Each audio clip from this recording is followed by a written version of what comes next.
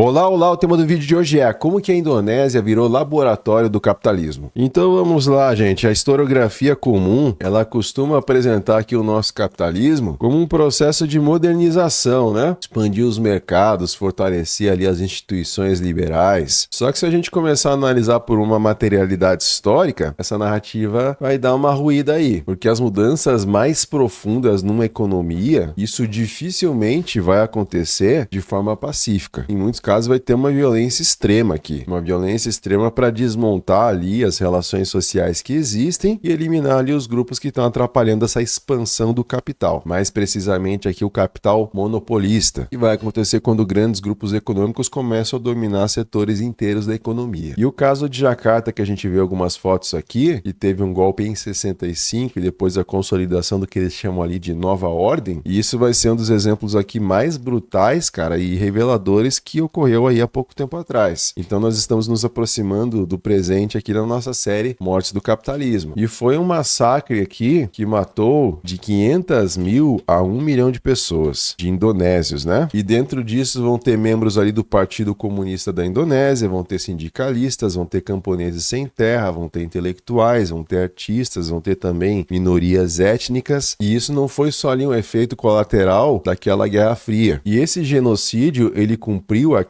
uma função estrutural. E qual que era a função estrutural aqui? Destruir uma população organizada politicamente. Então, primeira coisa, ocorre essa destruição, para depois aqui nós temos uma reorganização econômica. E detalhe, né? Num país rico em recursos naturais. E esse vai ser um detalhe muito importante aqui. Então, o massacre, ele fica com uma espécie de ponte aqui. Uma ponte, né, violenta entre dois modelos de país. Então nós tínhamos aqui um projeto nacionalista e aí a gente vai ter essa ponte aqui, né, cheia de mortes aí, tô desenhando uma caveirinha e essa pontezinha vai nos levar para uma integração no núcleo ali do capitalismo global. Era um projeto nacionalista também, né, e anti-imperialista aqui também. E quando eu falo em núcleo do capitalismo global, eu tô falando aqui da nossa águiazinha da liberdade, os Estados Unidos aqui. Isso é para ser uma águia, tá? Meio esquisitinha, mas é o que tem para hoje. Dos Estados Unidos aqui e seus aliados. Só que não foram só as forças armadas da Indonésia ali, né? Através do general Suharto. Nós tivemos outros apoios aqui. Um dos apoios foi a CIA. Outro apoio também foi o Departamento de Estado dos Estados Unidos. E podemos chamar tudo isso aqui de um processo. Um processo que vocês que assistem o canal já conhecem bem. Acumulação primitiva de capital. Só que isso, diferente de outros períodos históricos, agora vai acontecer no meio do século passado, mais precisamente há 60 anos atrás aí, né? E aí eles vão conseguir com essa acumulação primitiva ali destruir movimentos camponeses, os sindicatos operários. Então esse regime ali vai tirar aquele obstáculo ali para a mercantilização das terras, a privatização ali dos recursos naturais também que tinha ali no arquipélago, né? Lembrando que a Indonésia é um arquipélago, é tudo que tá em vermelhinho aqui no mapa, mostrando a localização aí para quem não conhece, né? Então tá abaixo aqui das Filipinas, tá abaixo aqui da Malásia, de Singapura, fica numa transição aí entre a Ásia e a Austrália. E aqui vai ter o quê? Nós vamos ter aqui muito petróleo, muito cobre, muito ouro também. Vamos ter também bauxita, vamos ter madeira. Então isso aqui vai ser acumulado. Só que para isso, vários direitos precisam ser cortados, né? Naquele processo de despossessão. E vão ser os trabalhadores sem direitos, né? E quando eles não têm direitos, eles ficam disponíveis para uma coisa, né? Uma super exploração. E minha ideia com esse vídeo é analisar todos esses acontecimentos aqui, entendeu? Os elementos institucionais também que transformaram nesse massacre em massa, que eles vão chamar inclusive depois de milagres econômicos. Milagres econômicos celebrados pelo Banco Mundial, inclusive. E foi uma das ditaduras mais violentas e corruptas da nossa história. Então essa vai ser a loucura do vídeo de hoje aqui. E quero aproveitar para agradecer os membros que fazem parte aqui do canal. O apoio de vocês é fundamental porque eu continuo esse trabalho aqui no YouTube. Essa série é oferecida pelos membros. Se não tivesse membros, não teria essa série aqui. E se você quer, assim como os membros, receber vídeos do canal canal com antecedência, poder sugerir próximos vídeos também e receber vídeos exclusivos, clica no botãozinho abaixo do vídeo, começa com 5 por mês para se tornar membro. Mas caso você não possa, tá tudo tranquilo também. Peça um joinha porque isso ajuda o algoritmo aí do YouTube levar o conteúdo para mais pessoas. Também não deixe de se inscrever no canal e considere também compartilhar esse conteúdo depois, porque aí a gente foge um pouco da lógica do algoritmo e mostra esse conteúdo para mais pessoas, que é super importante. Assim as pessoas ganham mais consciência social para não permitir que esse tipo de loucura aconteça de volta. E é isso, muito obrigado. Vamos continuar aqui. Então vamos começar aqui olhando para as contradições econômicas e também políticas dessa era aí chamada de Velha Ordem, que era do presidente Sukarno aqui que a gente vê na imagem. Aqui ele está cumprimentando John F. Kennedy e o vice-presidente ali, o Lyndon B. Johnson. Isso aqui vai acontecer em 61. Só que antes disso teve independência da Indonésia. Então teve a declaração de independência em 1945 e era uma independência ali em relação ao Império Holandês, só que isso só vai se consolidar em 1949, depois ali de anos de guerra, ocupação japonesa, e depois disso a Indonésia ali ela vai emergir, mas não só ali como uma nação super populosa. Eles vão atingir o ranking ali de 4ª nação mais populosa do mundo nessa época, mas também eles eram ali uma das regiões mais ricas quando a gente fala de recursos naturais estratégicos que eu comentei um pouquinho antes. E até em 67 o Nixon, ele vai descrever a Indonésia dessa forma aqui, ó. E com seus 100 milhões de habitantes e suas 3.000 milhas ali do arco de ilhas, contendo o tesouro mais rico de recursos naturais da região, a Indonésia constitui de longe o maior prêmio na área do Sudeste Asiático. E o Sukarno era um líder nacionalista, anticolonialista também, defensor do que a gente chama de não alinhamento, ou seja, não se submeter nem aos Estados Unidos e nem à União Soviética. E eles defendiam o que a gente chama de Nasacon, que era uma tentativa de unir o nacionalismo com a religião e também o comunismo. E assim, esse é um modelo que tem contradições, mas apesar disso vai ter espaço ali para o crescimento do Partido Comunista da Indonésia, que era conhecido aí como PKI. E aí no início dos anos 60, esse partido aqui já era o maior do mundo fora o da União Soviética e o da China. Então eles tinham cerca de 3,5 milhões de membros diretos, tinham dezenas ali também de milhões de apoiadores que estavam ligados ali aos sindicatos, também tinha organização camponesa, tinha movimento de mulheres também. Só que a principal ameaça aqui para o PKI não era uma ameaça militar, o problema aqui era econômico, porque o partido apoiava ali mudanças profundas naquelas relações de propriedade, estava dificultando aquela continuidade ali de extração de riqueza pelas potências estrangeiras, porque antes disso estavam ali os Países Baixos, eles estavam extraindo um monte dos caras. Eles controlaram o arquipélago ali por 350 anos. Eles tinham o chamado Cultivation System também, que era super ali violento, super exploratório. Algo ali meio próximo da fome de Bengala, a gente pode dizer ali da Índia que a gente já viu no vídeo passado. E aí o Sukarno ele passou a defender uma economia guiada, ou seja, um modelo em que o Estado direciona fortemente ali a economia. E aí entre 57 e 58 ele nacionalizou praticamente todos aqueles ativos holandeses que estavam ainda operando no país. Só que o conflito vai atingir um ponto mais crítico aqui, justamente com o setor do petróleo. E aqui a gente vê o memorando interno ali do Departamento de Estado dos Estados Unidos, discutindo ali as negociações entre o governo ali da Indonésia e as grandes petrolíferas americanas que atuavam ali no país. Então vai ter a lei aqui número 44, que vai acontecer em 1960 e que vai declarar ali que o petróleo era propriedade do povo indonésio, né? Se está na Indonésia, é propriedade do povo indonésio, coisa mais natural do mundo. E o Estado era o único ali custodiante legal do recurso. E essa foi uma medida que desmontava aquele velho sistema ali colonial de concessão permanente. E quais que eram as grandes petrolíferas ocidentais que estavam operando ali? Uma delas era Stanvac, que era ligada aqui a Soconimobil e também Standard Oil of New Jersey. Tinha também a Caltex Pacific aqui, que era ali da Standard Oil of California em Texas. E como Texas aqui dá para entender como Texaco. E tinha também a Shell Oil aqui, a Shell Oil Company. E eles produziam cerca de 90% do petróleo da Indonésia. Só que com a nova legislação, eles deixaram de ser proprietário direto ali daqueles campos. E eles passaram a atuar agora como contratados do Estado. Aí você olha essa equação, sabendo tudo hoje, né, que tu sabe que os Estados Unidos já fez, e fala...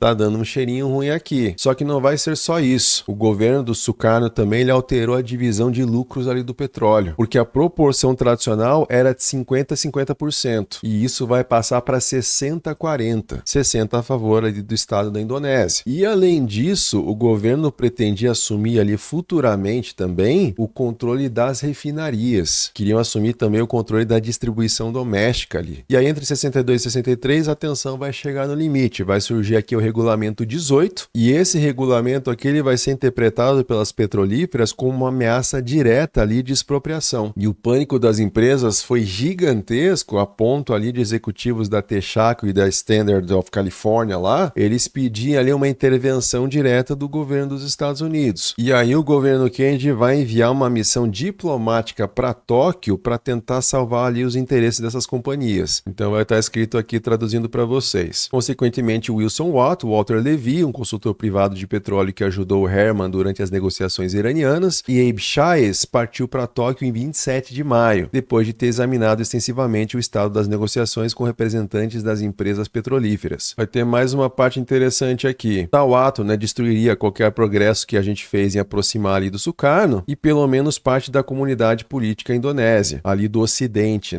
e provavelmente levaria a Indonésia a uma associação mais estreita com o bloco soviético. E tá aqui para concluir, espero que a missão Wyatt, que foi um dos principais ali que foi para lá, isso se revele uma das mais tranquilas e eficientes ações de diplomacia dos Estados Unidos, que eles se comprometeram ali em algum tempo. Então essa vai ser a situação em relação ao petróleo. Só que nós vamos ter também outra coisa relacionada ao campo, porque a situação ali também ameaçava as elites tradicionais. Em 1960, por exemplo, a Indonésia vai aprovar ali a Lei Básica Agrária, e eles buscavam limitar o poder dos grandes proprietários de terra e redistribuir ali as terras para os pequenos camponeses. E a principal força social que era ligada a esse processo era a Barisan Tani Indonesia, chamada também de BTI, que era uma organização camponesa que era ligada ali ao Partido Comunista da Indonésia. E aí eles mobilizavam milhões de trabalhadores rurais sem terra. E ao mesmo tempo que tudo acontecia ali, o governo do Sukarno também recusava ali as pressões do FMI, estava ali acumulando dívidas internacionais também, e ele estava adotando um discurso cada vez mais hostil com o Banco Mundial e as potências ocidentais também. Vai chegar um momento em que o Sukarno vai mandar os caras pra puta que pariu. Sim, ele vai falar mais ou menos nessas palavras. Ele vai falar "Go to hell with your aid" ali pro pessoal do Banco Mundial,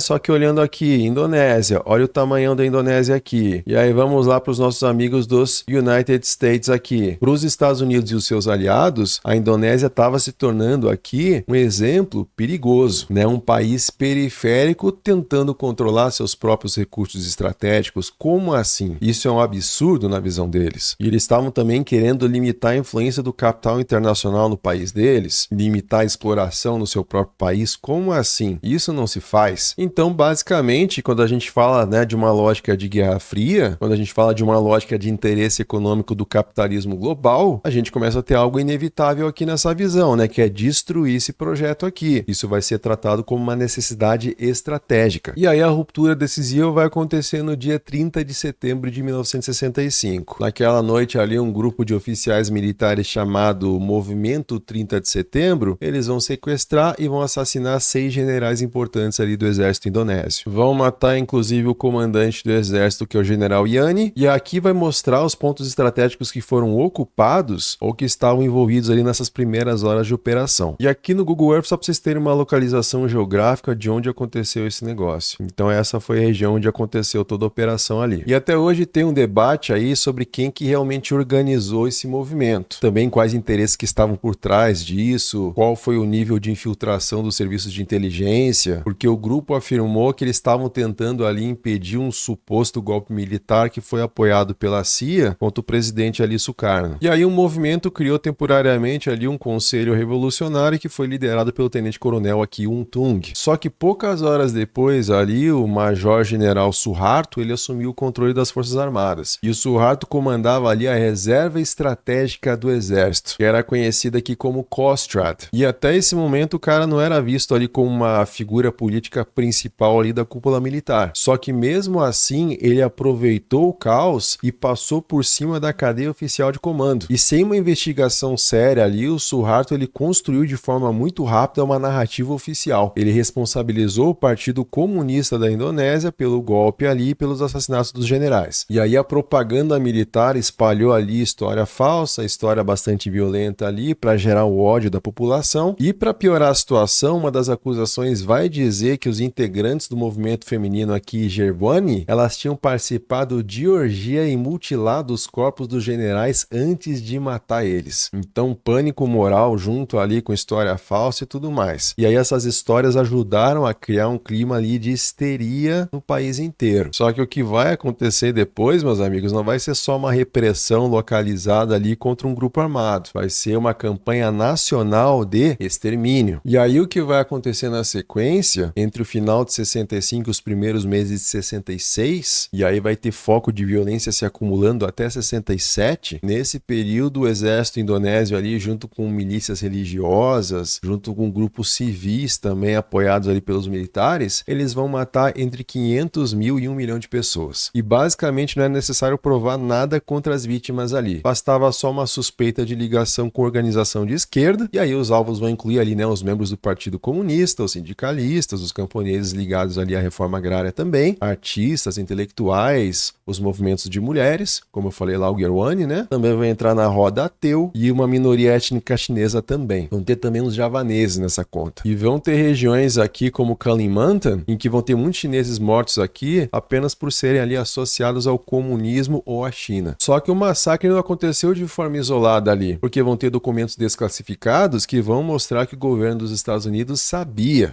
em detalhe o que estava acontecendo e estava apoiando o processo. E a embaixada dos Estados Unidos em Jacarta ali, que era liderada pelo embaixador Marshall Green aqui, eles acompanharam o massacre ali desde o início. E para Washington, a destruição do PKI isso era visto como uma oportunidade histórica ali para poder reorganizar a Indonésia de forma política e econômica. E nesse site a gente tem uma série, cara, de documentos aqui que vão demonstrando esse processo passo a passo. Esse do National Security Archive aqui. Mas aqui no comecinho já vai dizer, os novos documentos mostram ainda que diplomatas na embaixada de Jacarta, eles mantinham registro de quais líderes do PKI estavam sendo executados e que os oficiais americanos apoiavam ativamente os esforços do exército indonésio para destruir o movimento trabalhista de esquerda do país. Aí vai estar escrito aqui, por exemplo, o exército indonésio esperava simpatia ocidental e ajuda econômica caso decidisse depor Sukarno, nesse trechinho aqui. A implicação era de que a ajuda necessária viria de forma de alimentos e possivelmente outros suprimentos, e não ajuda financeira. Outro documento aqui, a ação anti-PKI está sendo expandida, disse Sukarno,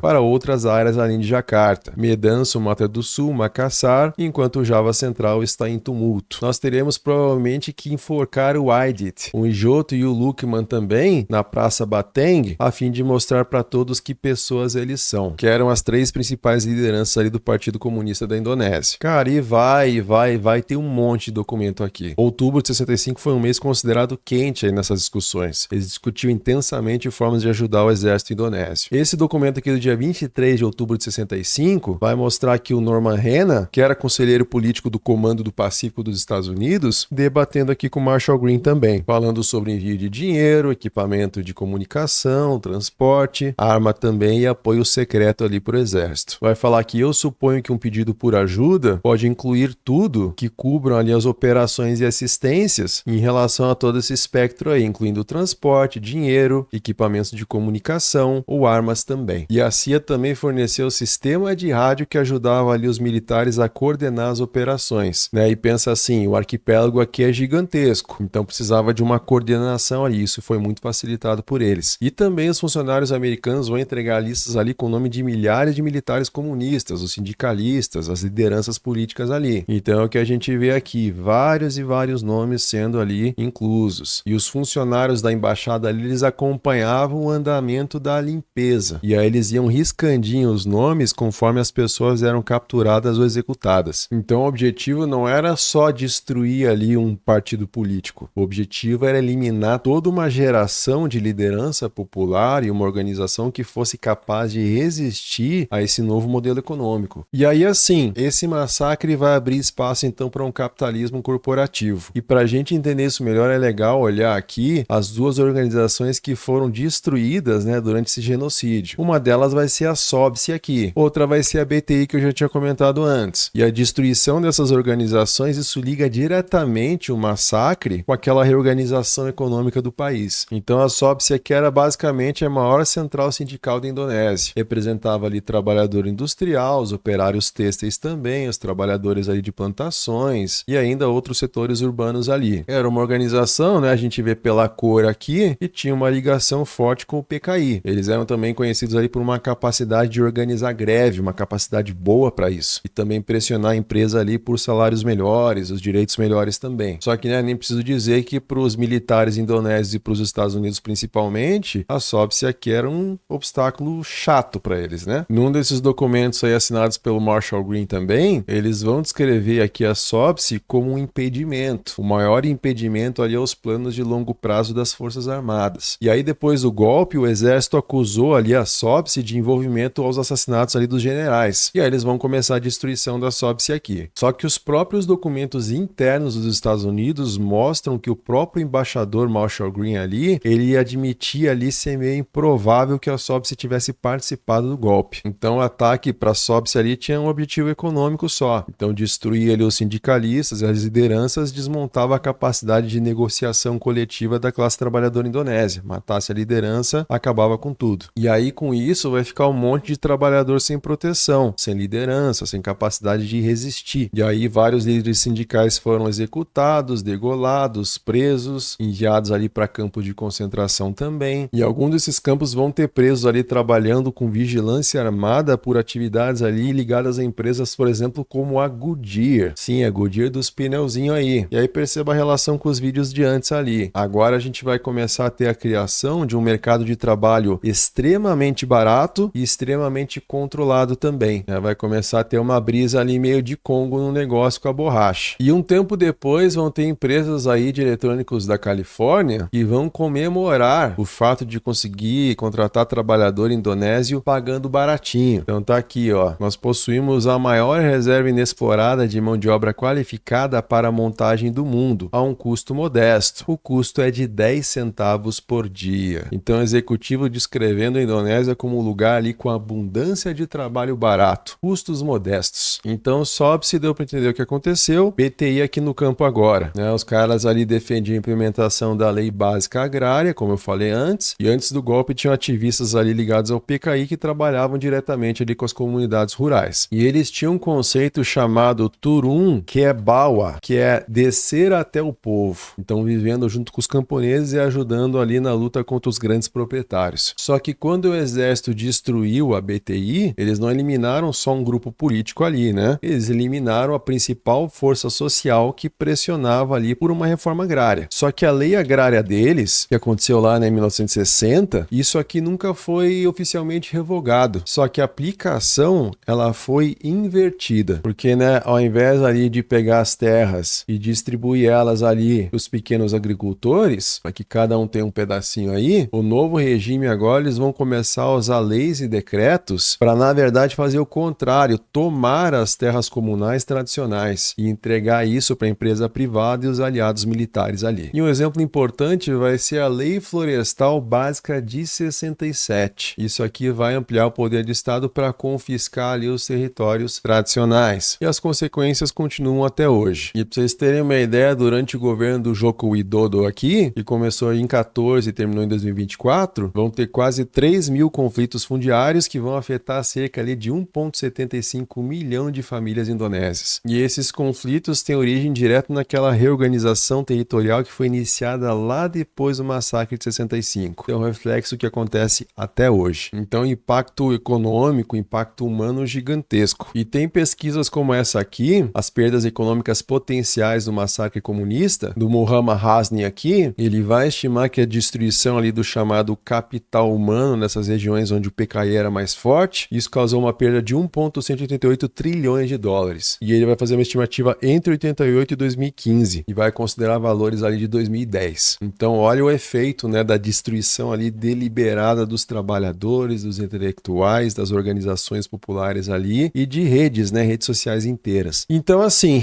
depois desse massacre, nós tivemos aí, né, a destruição da oposição política, né? Só que isso sozinho não ia bastar para reorganizar a economia da Indonésia e conectar isso para o capital internacional. E aí os militares, eles precisavam ali de uma equipe técnica que fosse capaz de transformar essa vitória armada, agora ajustar isso numa estabilidade econômica ali, uma abertura de mercado, contratos internacionais e também entregar ali confiança para os bancos, para as empresas estrangeiras, e anexar ali a Indonésia como um pedaço do capitalismo periférico ali. E é aí que vai surgir a máfia de Berkeley. E esse nome tem a ver ali com aquele grupo de economistas indonésios que foram formados em universidades americanas, principalmente principalmente Berkeley ali na Califórnia. Então eles começaram a ocupar ali cargos centrais, né, no governo do Suharto agora, e eles vão liderar daí essa transformação econômica da Indonésia depois de 65. E essa formação de uma elite técnica ali não vai acontecer por acaso, porque durante os anos 50 e 60, fundações americanas aí como a Ford Foundation ou também a Rockefeller Foundation, eles vão ter um interesse ali na educação do pessoal da Indonésia. Então eles vão financiar bolsas de estudo para estudantes indonésios nos Estados Unidos. E muitos vão ser enviados ali para Berkeley na Califórnia, MIT, Harvard também. E ao mesmo tempo vão ter projetos ligados ali ao Harvard Development Advisory Service e também a RAND Corporation, que vão ajudar a formar técnicos ali alinhados àquele modelo econômico ocidental. E entre os nomes ligados a esse processo aí vai estar o Gus Papanek, chefe aqui do Serviço de Consultoria para o Desenvolvimento de Harvard. Vai ter também aqui o David Cole, que era um economista de Harvard também. E também vai ter o Guy Pauker, que era ligado ali a RAND. E eu acho que eu não cheguei a comentar nesse vídeo, mas comentei em outros. A RAND Corporation é basicamente uma das think tanks mais influentes dos Estados Unidos. Foi criada ali logo depois da Segunda Guerra Mundial. Mas enfim, Guy Pauker ali defendia a ideia de que os militares poderiam funcionar como agentes de modernização econômica no terceiro mundo. Então, o que eu estou querendo dizer aqui é que os Estados Unidos ajudaram a formar uma elite ali tecnocrática que estava preparada para administrar economias ali periféricas que estavam alinhadas ali com o capitalismo global. E depois que o Suharto assumiu o controle real do país entre 66 e 67, os militares enfrentavam um problema ali, porque eles tinham força armada, mas eles não tinham credibilidade internacional. Então, como eu falei um pouco antes, era necessário convencer os bancos, os investidores, todo mundo ali de que a Indonésia agora era um lugar seguro para fazer negócio. E aí esses economistas do que a gente chama de nova ordem, eles vão aplicar ali um programão de austeridade. E aí você deve imaginar o que eles vão fazer, né? Vai ser esquema Veia Thatcher, vai ser esquema Reagan, etc. Então vão cortar subsídios, isso vai ser a primeira coisa, vão reduzir gastos estatais também, vão desmontar mecanismos protecionistas, né? E vão abrir a economia para o capital estrangeiro. E o Estado, ele segurava ali artificialmente os preços da gasolina, do arroz, do transporte, da energia, dos produtos básicos. E depois desse desmonte, o preço dos combustíveis e produtos básicos, isso aqui vai dar uma disparada. E o governo também vai impor ali uma disciplina fiscal, uma disciplina monetária para controlar a hiperinflação. 1966, inflação na Indonésia estava ali em 660%. Daí em 69, como que vai ficar a inflação? A inflação vai cair, vai ficar 19% só agora. E aí do ponto de vista, né, internacional, isso vai ser tratado como um sucesso econômico grande. Mas foi um ajuste possível porque o país estava ali numa ditadura militar que tinha acabado de eliminar fisicamente grande parte da oposição organizada ali. Então houve um processo de adaptação ali para o mercado internacional. 1967, a Indonésia já estava ali integrando o FMI, Banco Mundial também, Nações Unidas. Depois vai ser criado aqui o IG, o Grupo Intergovernamental da Indonésia, que vão ser criados ali pelos países capitalistas, né? E esse vai ser um grupo internacional de apoio financeiro que vai ser coordenado ali pelas potências ocidentais. E aí a Indonésia passou a receber empréstimo, ajuda alimentar, a renegociação de suas dívidas também, um apoio técnico ali internacional. Vamos ter apoio também da USAID, que agora, né, recentemente teve grande parte das suas operações encerradas aí pelo governo do Trump. E aí para os Estados Unidos e os seus aliados, a Indonésia